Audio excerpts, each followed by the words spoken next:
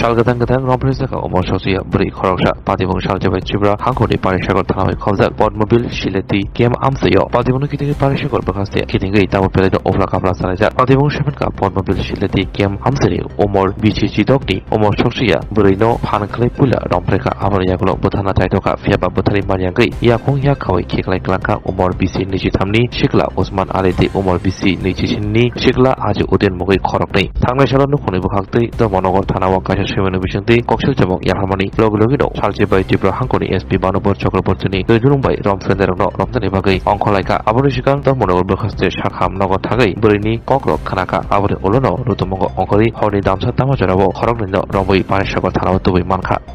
তিনটার সময় দোকানে গেছে যাওয়ার পরে ঠান্ডা চিপস আনতে গেছে তো আমি একটু পরে ফোন করছি ফোন করানোর পরে বলছে আর কি টানতাম আমি বলছি বিস্কুট আর এই সাবুন লেগে এরপরে আর তুমি কত হয়েছে না বইনের লগে এরপরে আর কত সময় পরে ফোন করছি নাম্বারটা বিজি আমার বাবুর মোবাইল দিয়ে ফোন করছি এটাই বিজি আমার বোনের বাইরের সবের নাম্বার হেভি ফুলাটা ব্ল্যাক লিস্টে বলা ইচ্ছে বোনে আছে না মোবাইলটা খাই দেয় নিয়ে এরপরে একটা ছেলে পিছনে বাইকও বুইয়া তাই মুখের মানে উন্না দিয়া তাই মুখও বাইন্দা লেছে আর এইটা চালাইয়া তারা 10 কোটি নিচে গিয়ে 10 কোটি থেকে নিয়ে ভিতরের রাস্তা থেকে জঙ্গল দিকে ঢুকাইছে তারপরে তো সেই জায়গায় মানে অন্য ইয়ে করছে করোনার পরে বই তো বিজ্ঞান হয়ে গেছে কিছু করতে পারে না তারপরে আবার মানে ইউটি ফরাইয়া সেইটা আবার রাস্তার কাছে ফালাইয়া গেছে কি ভাবছে বুকো গলা বুঝে মারছে মনে করছে হয়তো মরে গেছে এখানে ফালাইয়া গেছে কি বইনে তো লড়ে টড়ে না এখানে পাবলিকে ফাইয়া সেইটা তারা বাইক নিচে নিয়ে টল দিছে মাথার ভিতরে দেওয়ার পরে জ্ঞান আইছে না তারপরে ফোন করছে আমরা গেছি গিয়ে তাহলে হসপিটাল নিয়েছি টানা টানাইছি টানা গেছে তাহলে হসপিটাল স্যালাইন দিছে মানে এতই জ্ঞান আইছে বইনে কথা হয় না বুকের ভিতরে মারছে সাপ দিছে প্রতি গলাটি পাইছে বইনে মারতে করিয়া তোমার নাম বাসা কোন গানে বাবার নাম তোমার বয়স কত আজকে কি গ্রাউন্ড আছে তোমাদের তো বইনে ফোন করে কইছেন বাইকার আগুই আনতাম গিয়া ওকে আপনার কি কারণে যে থানাতে আইছিল বই কথা কইছে তোমার বোন হ্যাঁ কি কারণে থানাতে কইছে না থানাত নেই হ্যাঁ থানাত তো বাইকার আনা গিয়া আবার থানা বাইকনা কি কারণে এখানে আইছে তো মাইয়া একটা গিয়া দাও কোন জায়গাতে মাইলেছে তার নাম নাম সিলেট কি কারণে লই আইছে তো তারা ফোন কথা কইতো মনে আর কি বাকি দিয়ে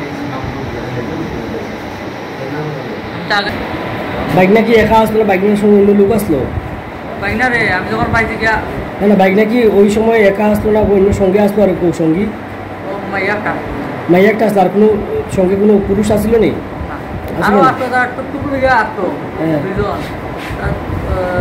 দুজন টুকটুক লিগে আসতো তারা আপনি চিনেননি তারা রে তার নাম কি তার নাম কইতে পারি না এটা রুবাইটা রুবার তুই না আর টুকটুক লিগে তারা গেছিল পরে আমার বইনে ওরা পাঠাইছে আর কি তারা আমি কেন কাজ করিয়া তখন আমি বাইক লইয়া গেছি তারা আনা লাগিয়া বইনে বইনে গুলো আর বাবু তারা আন করে তোমার বোনের নাম কি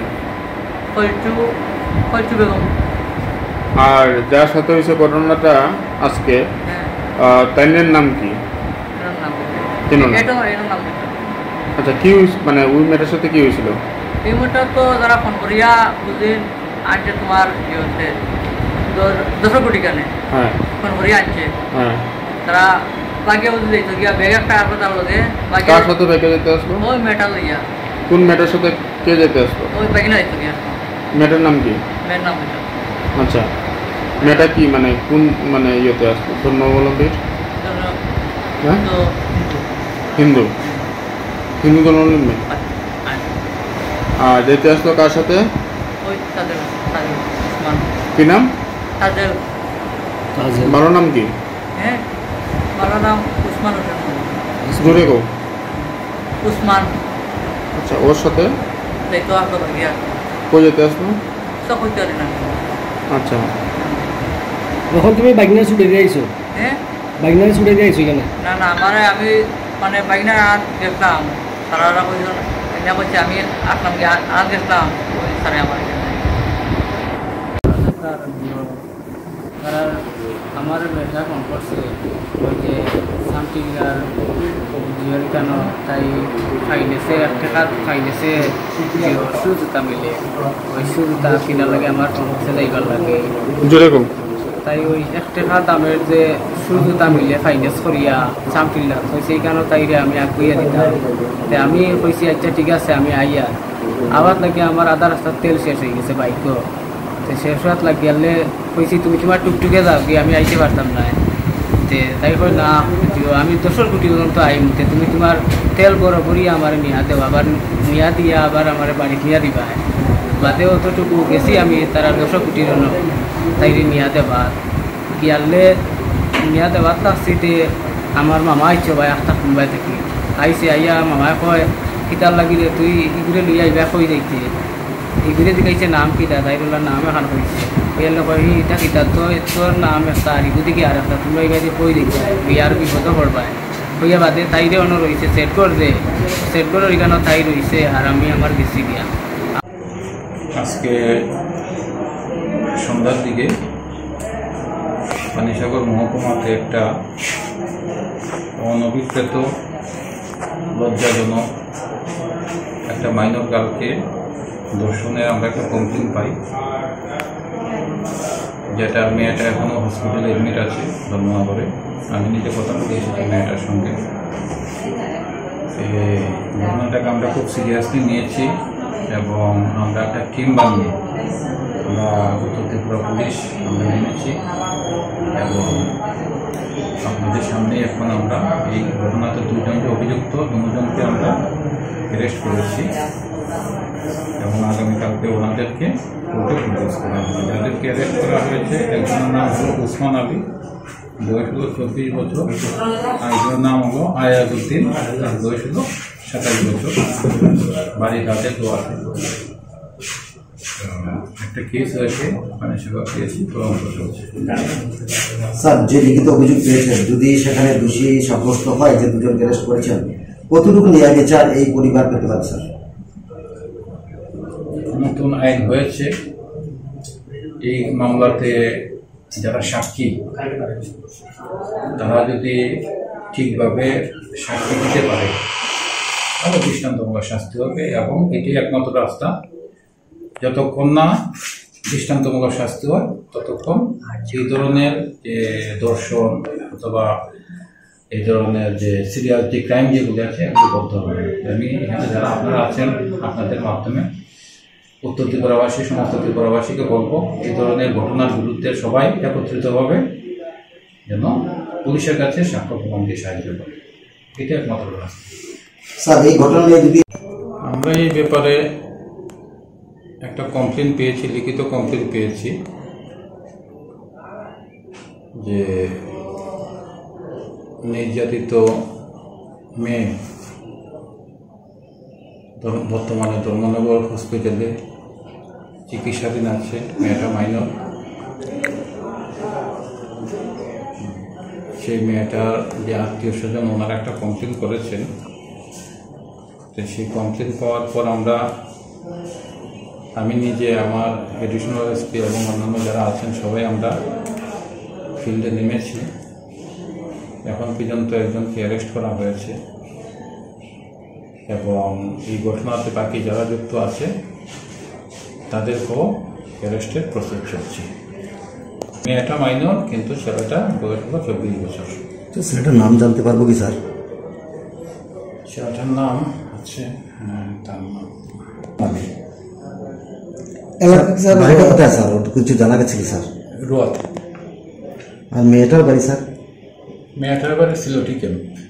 আপনারা যতদূর জানতে পেরেছি স্যার, ওই জঘন্যতম অপরাধ কাণ্ডে 2 জন অভিযুক্ত, একজনকে আপনি অ্যারেস্ট করতে পেরেছেন, আরেকজনকে পারেননি, আপনারা তৎপরতা জারি রেখেছেন। প্রসেস চলছে, যা একজনকে এক্ষুনি ধরে অ্যারেস্ট করে নিয়ে এসেছি। তো স্যার, আগামী দিনে এই ধরনের অপরাধ কাণ্ডে আপনাদের কি ভূমিকা থাকবে? আসলে আমরা তো বিভিন্ন জায়গাতে আমাদের যে প্রয়াস মিটিং আছে সেই মিটিংগুলো আমরা করছি, পুলিশি টহল চলে। তবে এইসব ঘটনা বন্ধ করতে গেলে আসামির দৃষ্টান্তমূলক শাস্তি দরকার।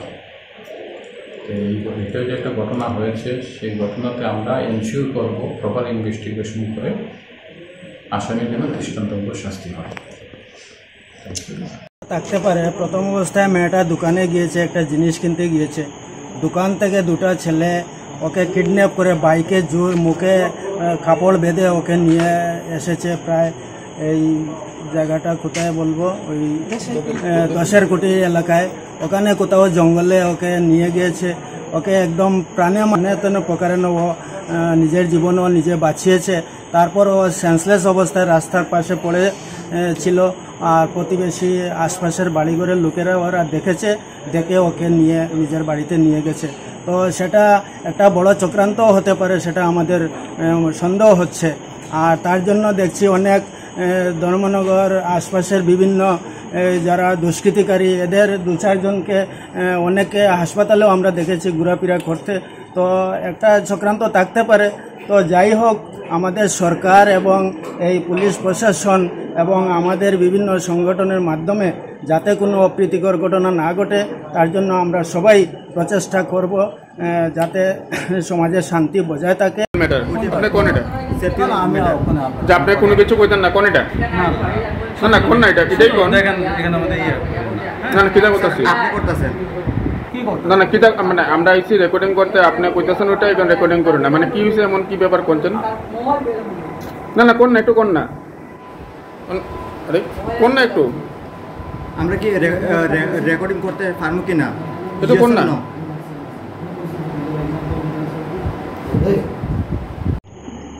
নমস্কার, আমরা খবর পাই পদ্মবিলে একটা মাইনর মেয়েকে ধর্ষণ করা হয়েছে, 2 জন মিলে করেছে এবং তাকে ফেলে রাখা হয়েছে, যেটা হয়তো মারাত্মক কিছু ঘটতে পারত। তাকে যে অবস্থায় পাওয়া গেছে, তো সেই ধরনের ঘটনা যাতে না ঘটে এবং পুলিশ প্রশাসন, আমি উত্তর ত্রিপুরা জেলার যিনি পুলিশ সুপার আছেন ওনাকে ধন্যবাদ জানাই এবং পুরো পুলিশ টিমকে ধন্যবাদ জানাই।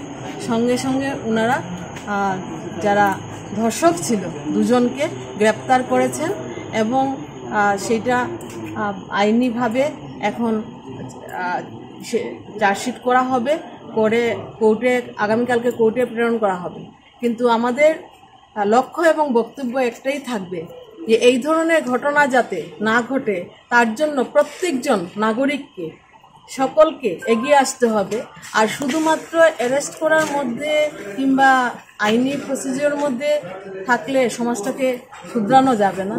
মানুষের মন মানসিকতা এবং হিংস্রতা এবং এই যে মনের মধ্যে একটা পৈশাসিক ভাব যেটা আছে, আমরা কদিন আগেও লক্ষ্য করেছি গোটা ভারতবর্ষ উত্তাল আছে আরজি করের ঘটনা নিয়ে।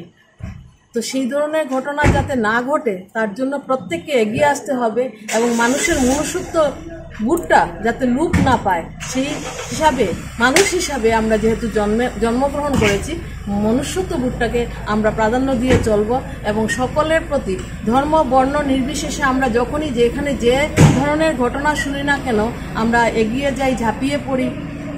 মহিলা মোর্চা, যুব মোর্চা, আমার সঙ্গে আছেন আমাদের উত্তর ত্রিপুরা জেলা ভারতীয় জনতা পার্টির সাধারণ সম্পাদক জয়জিৎ শর্মা মহাশয়, আমাদের সম্পাদক হারান দাস মহাশয় সহ আমাদের যুব মোর্চার পানিসাগরের এবং এখানে পদ্মবিলের প্রধান সহ অনেকেই আমরা এত রাত্রে এসেছি।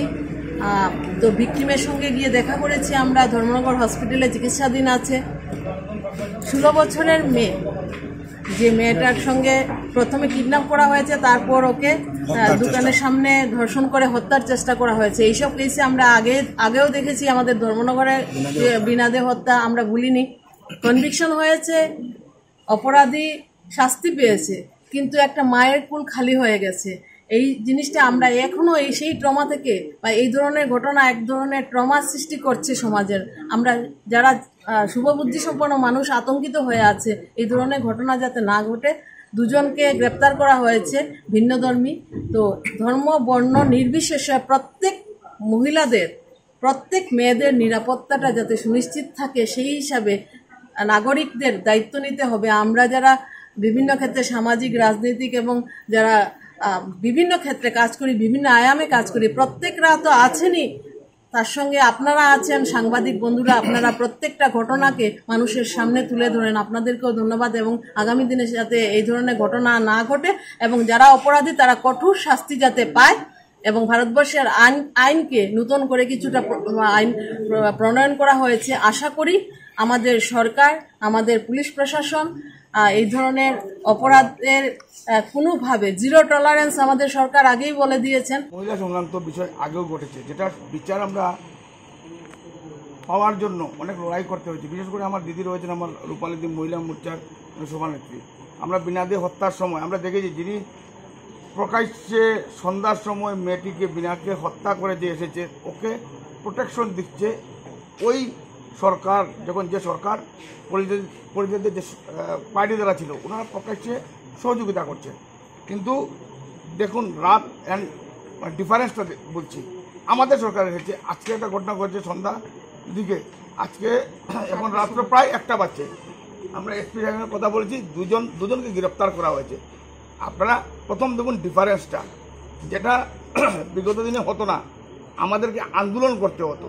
শুধু আমরা না, কোনো না কোনো রাজনৈতিক দল, আমরা বিজেপিতে ছিলাম, সরকারে ছিল সিপিএম, কিন্তু আমরা আন্দোলন হয়েছি। আমরাই রাত্রে ছুটে এসেছি, এখানে কোনো বিরোধী দলকে দেখতে পাবেন না। আমরা কেন এসেছি? যে ওই মেয়ে ন্যায় বিচার পাও। সে হিন্দু মুসলিম দেখে লাভ নেই। যারা ক্রাইম করেছে, আমরা হিন্দু মুসলিম দিয়ে আমরা গুনি না। এর আগে আমার সাংবাদিক ভাই প্রশ্ন করেছেন অন্য ধর্ম, আমরা কোনো ধর্মের কাছে সেটা তুলে দেওয়া হয়নি। সে অন্যায় করবে, সেটা ওর হাতে যে একটা আমরা দেখেছি, যারা মহিলা সম্মান আমরা সবাই করবো, সব ধর্মের মানুষ। দ্বিতীয় বিষয়, সেটা নিয়ে কোনো অপ্রীতিকর ঘটনা ঘটার কোনো প্রশ্নই নেই। কারণ যে ঘটনাটা ঘটেছে, প্রশাসন তৎসঙ্গে ওনারা মাঠে নেমে যারা দোষী, ওরা বর্তমানে এখন থানার ভিতরে রয়েছে। এটা নিয়ে কোনো নতুন করে কোনো সমস্যা ঘটার কোনো বিষয় নেই। এসপি সাহেবের সঙ্গে আমাদের কথা হয়েছে, উনি বলেছেন যে উনি টোটাল বিষয়টাকে ওনার অন্তর্গত রেখেছেন। এরিয়া থেকে ওই অঞ্চলের যারা মাইনরিটি রয়েছে, ওনারা বলেছেন যে যারা দোষী ওনাদেরকে গ্রেপ্তার করো।